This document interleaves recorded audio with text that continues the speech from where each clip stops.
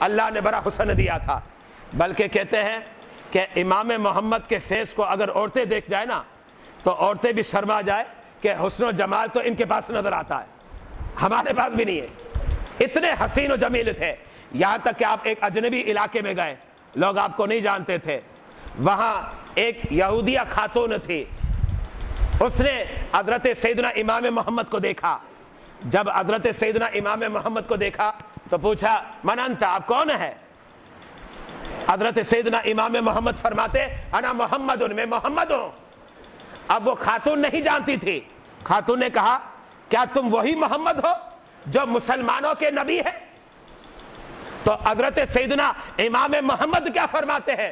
فرماتے ہیں میں وہ محمد نہیں ہوں، بلکہ فرمایا لا بل انا غلام ہوں، میں تو اس محمد کا غلام محمد ہوں، میں ان کا غلام ہوں۔ تو پھر اس وقت اس خاتون نے کیا کیا؟ کہا غلاموں کی یہ شان ہے تو آقا کی کیا شان ہوگی؟ کہا مجھے کلمہ پڑھا دو۔ اور علماء نے لکھا امام محمد کو رب نے ایسا چہرہ دیا تھا کہ لوگ جب تبلیغ کرتے ہیں تو کیسے کرتے ہیں؟ کہتے ہیں آؤ بھائی اسلام میں آ جاؤ، یا دلائل اور برائن دیتے ہیں، یہ سناتے ہیں وہ سناتے ہیں۔ امام محمد کا چہرہ جو تھا نا اللہ نے ایسا بنایا تھا، اور اس چہرے کے اندر رب نے اتنی کشش رکھی تھی کہ لوگ جب امام محمد کے چہرے کو دیکھتے، کہیں ایسے افراد اور کہیں مثالیں ملے گی امام محمد کا چہرہ دیکھتے اسلام کو قبول فرما لیتے۔